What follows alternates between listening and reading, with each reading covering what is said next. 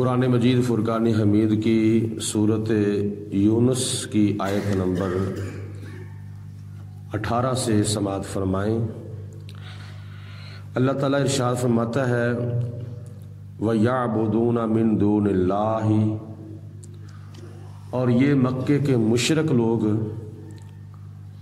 اللہ کے سوا اس کی عبادت کرتے ہیں مَا لَا يَضُرُّهُمْ، جو ان کو نہ نقصان پہنچاتا ہے، وَلَا يَنْفَعُهُمْ، اور نہ ہی ان کو نفع دیتا ہے۔ یعنی بتوں کی پوجا کرتے ہیں اور بتوں کی عبادت نہ کرنے کی وجہ سے بت ان کو نقصان نہیں پہنچا سکتے، اور بتوں کی عبادت کرنے کی وجہ سے بت ان کو کوئی فائدہ نہیں پہنچا سکتے۔ ایسے جھوٹے خدا کی وہ پوجا کرتے تھے کہ جس کی پوجا کرنے سے کوئی فائدہ نہیں ہوتا اور نہ کرنے سے کوئی نقصان نہیں ہوتا۔ جیسے ہم خدا کی عبادت کریں تو اس میں فائدہ ہمارا ہے، اللہ کا کوئی زیادہ نہیں سنوارا جاتا۔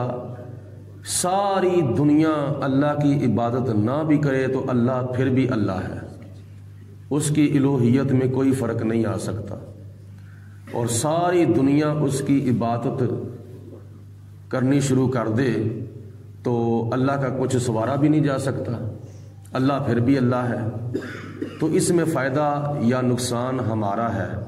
ہم خدا کی عبادت کریں گے تو ہمارا فائدہ ہے، اور ہم خدا کی عبادت نہ کریں گے تو ہمارا نقصان ہے۔ لیکن بتوں کی عبادت کرنے سے نہ ان کو فائدہ ہوتا ہے اور ان کی عبادت نہ کرنے سے ان کا کوئی نقصان نہیں ہوتا۔ تو خدا فرماتا ہے یہ مشرک لوگ ایسی چیز کی پوجا کرتے ہیں کہ جو ان کو نہ نفع پہنچاتی ہے نہ نقصان پہنچاتی ہے۔ وَيَقُولُونَ، اور یہ مشرک لوگ کہتے ہیں هَؤُلَاءِ شُفَعَاؤُنَا عِندَ اللَّهِ، یہ جو ہمارے بت ہیں، یہ جو ہمارے خدا ہیں، یہ اللہ تعالیٰ کے پاس ہماری شفاعت کریں گے۔ یہ بھی ان کا ایک نظریہ تھا کہ ہم ان کی عبادت اس لیے کرتے ہیں کہ یہ ہماری شفاعت اللہ تعالیٰ کے پاس جا کر کریں گے، جب کہ یہ بت آ بھی نہیں سکتے، جا بھی نہیں سکتے، بات بھی نہیں کر سکتے، بات سن بھی نہیں سکتے، آنکھوں سے دیکھ بھی نہیں سکتے۔ خدا کی ذات بابرکات ساری کائنات سے افضل و اعلیٰ ہے، اور خدا کے بعد ساری کائنات میں اگر کوئی ہستی افضل و اعلیٰ ہے تو وہ ہمارے پیارے آقا حضرت محمد مصطفیٰ صلی اللہ علیہ وسلم ہے۔ یعنی ہم تم ساری دنیا میں خدا کے بعد حضور علیہ الصلوۃ والسلام ساری کائنات سے افضل ہیں، اور حضور علیہ الصلوۃ والسلام سے افضل و اعلیٰ اللہ تعالیٰ کی ذات بابرکات ہے۔ اللہ کے سوا نبی پاک علیہ الصلوۃ والسلام کے اوپر کوئی بھی نہیں ہے، حضور علیہ الصلوۃ والسلام سے افضل کوئی بھی نہیں ہے۔ تو طریقہ تو یہ ہے کہ جس کی پوجا کی جاتی ہے وہ پوجا کرنے والے سے افضل ہو، اعلیٰ ہو۔ لیکن یہ عجیب ان کا طریقہ کار ہے مشرکین مکہ کا کہ خود ہی بت بناتے ہیں اور خود ہی ان کی پوجا کرتے ہیں۔ ان کے جو رب ہیں وہ ان سے افضل نہیں ہے، وہ مشرک خود اپنے ربوں سے افضل ہیں۔ ہمارا رب تو ہم سے افضل ہے اور ہم اپنے رب سے افضل نہیں ہیں، لیکن مشرکین مکہ خود اپنے بتوں سے، اپنے جھوٹے خداؤں سے افضل ہونے کے باوجود اپنے جھوٹے خداؤں کی پوجا کرتے تھے۔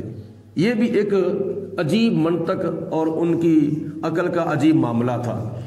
تو اللہ پاک نے ارشاد فرمایا کہ ان کا ایک نظریہ یہ بھی تھا کہ یہ ہمارے بت جو ہیں ہماری شفاعت کریں گے اللہ تعالیٰ کے پاس جا کر۔ تو خدا نے ان کا رد فرمایا کہ کیا تم ایسے بتوں کی پوجا کرتے ہو کہ جو نہ نفع دیتے ہیں نہ نقصان دیتے ہیں۔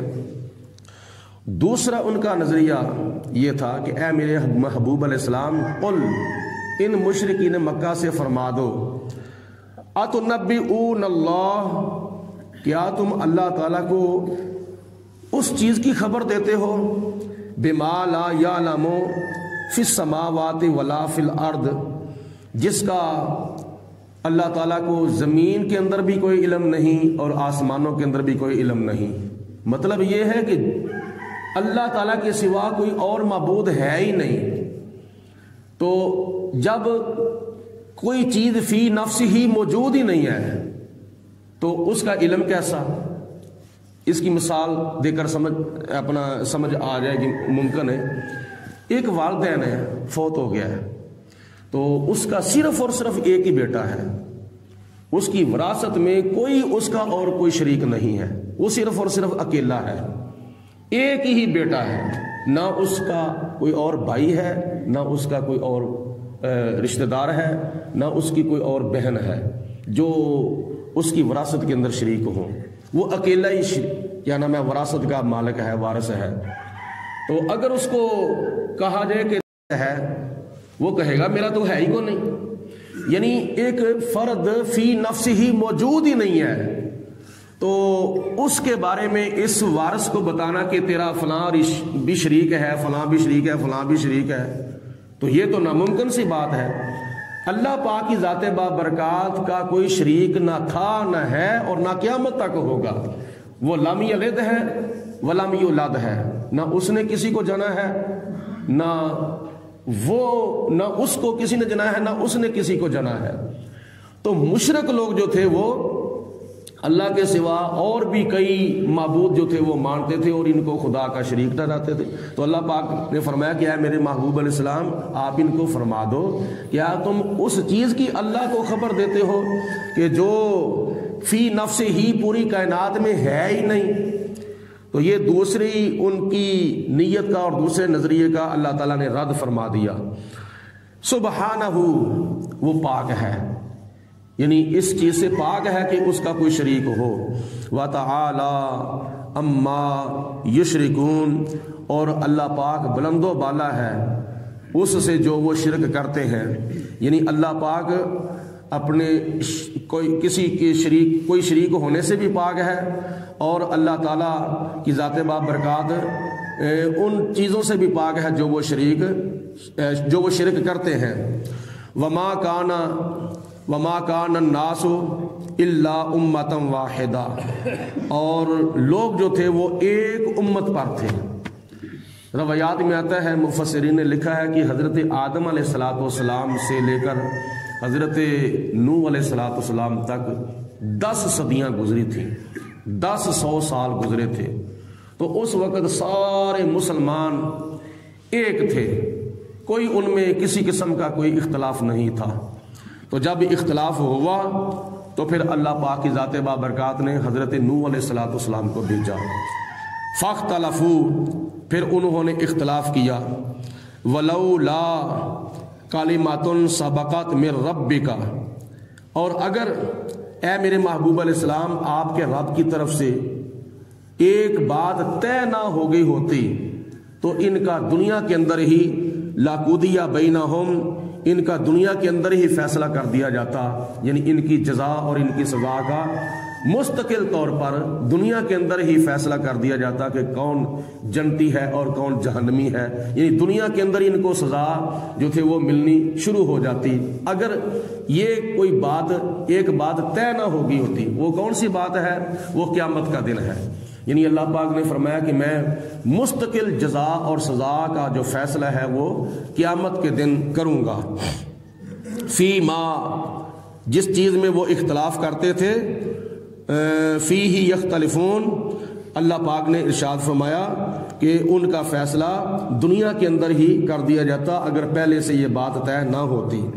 وَيَقُولُونَ، اور وہ لوگ یہ بات بھی کرتے ہیں، مشرک لوگ یہ بات بھی کرتے ہیں، لولا انزل علیہ آیۃ من ربہ، کہ اس نبی پر اس کے رب کی طرف سے کوئی اور معجزہ کیوں نازل نہیں ہو جاتا۔ یعنی ایک معجزہ تو اللہ پاک کا کلام قرآن مجید فرقان حمید کی شکل میں نازل ہوا تھا، تو ان کا مطلب یہ تھا کہ اور کوئی معجزہ کیوں نہیں اس کے اوپر نازل ہو جاتا اگر یہ اللہ کا نبی ہے۔ تو حالانکہ ان کو غور کرنا چاہیے تھا کہ قرآن پاک تو خود ایک معجزہ ہے، اور ایسا معجزہ ہے کہ جو قیامت تک ہمیں نظر آ رہا ہے۔ کافی معجزات ایسے ہیں کہ جو نبی پاک علیہ الصلوۃ والسلام کے وصال تک محدود تھے، اس کے بعد حضور علیہ السلام کے وہ معجزات رونما نہیں ہوئے، لیکن یہ معجزہ قرآن پاک کی شکل میں ہمارے پاس جو موجود ہے، یہ صرف آج تک ہی نہیں بلکہ قیامت تک یہ دنیا کو نظر آتا رہے گا۔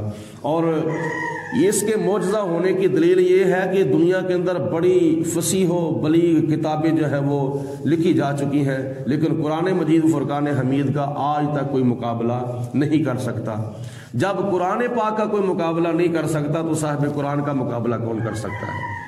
جب کوئی اپنا کلام قرآن پاک کی مثل نہیں لا سکتا تو قرآن پاک جس کے اوپر نازل ہوا ہے اس صاحب قرآن کی مثل کون کوئی بن سکتا ہے؟